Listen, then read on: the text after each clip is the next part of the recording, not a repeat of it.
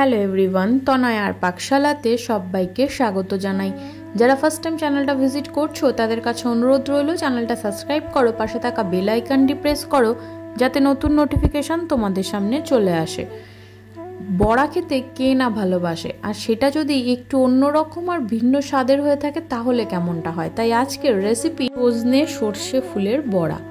তার জন্য কি কি লাগছে একবার দেখে নাও।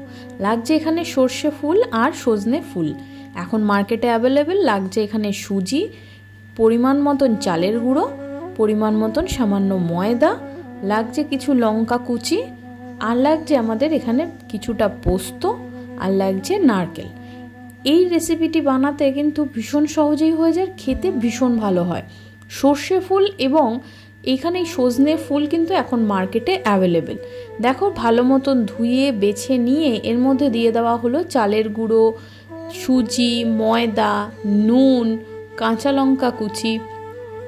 এবার এর মধ্যে দিয়ে দিতে হবে সামান্য পরিমাণে একটু মিষ্টি, যেহেতু বড়া একটু ঝাল ঝাল মিষ্টি মিষ্টি হলে বেশ ভালো লাগে। দেওয়া হলো পরিমাণ মতন হলুদের গুঁড়ো, দেওয়া হলো পরিমাণ মতন দেখো এখানে পোস্ত। এবার এটাকে কিন্তু সামান্য একটু কাশ্মীরি লঙ্কার গুঁড়ো আর লঙ্কার গুঁড়ো মিশিয়ে দেওয়া হলো। এটা অপশনাল, চাইলে তোমরা দিতে পারো, আদারওয়াইজ স্কিপ করতে পারো। এবার এই সমস্ত ফুলটাকে কিন্তু খুব ভালো মতন কিন্তু আমাদের মেখে নিতে হবে।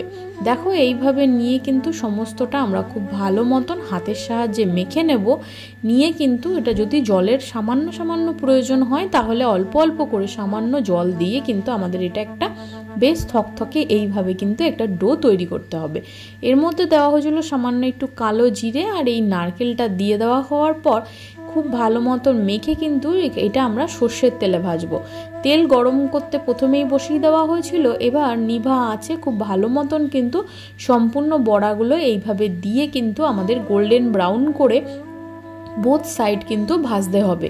এই সর্ষে ফুল এবং এই সজনে ফুল খেতে ভীষণ ভালো লাগে। আর সজনে ফুল বা সজনে পাতা, সজনে ডাঁটা যে কোনো জিনিসই কিন্তু স্বাস্থ্যের জন্য বেশ উপকারী। এখন হাম পক্স এগুলো তো প্রায়ই হয়ে থাকবে, সেই সব থেকেও বলতে পারো মা মাসিরা বলে থাকে সজনে ফুল সজনে পাতা খুব উপকার। তাই জন্য তোমরা চাইলে কিন্তু এইভাবে একবার বড়া করে বা এর তরকারি করেও খেতে পারো। সর্ষে ফুল আর সজনে দিয়ে কিন্তু সজনে ফুল আর এই সর্ষে ফুল এই দুটোকে মিলিয়ে কিন্তু একটা সুন্দর এত সুন্দর বড়ার রেসিপি বানানো যেতেই পারে, সেটা তোমাদের সামনে হাজির করলাম। গরম ভাতে প্রথম পাতে কাঁচা লঙ্কা দিয়ে কিন্তু একবার এই বড়াটা তোমরা হাইলি রেকমেন্ড করলাম, ট্রাই করে দেখো। ভীষণ ভালো লাগে, ভীষণ মুচমুচে খেতে হয়, আর এটি খেতেও অসাধারণ লাগে। ছোট থেকে বড় প্রত্যেকেই ভীষণ মজাদার করে খাবে। ভালো লাগলে লাইক করো, শেয়ার করো, কমেন্ট করো। দেখা হচ্ছে অন্য একটা রেসিপির সাথে।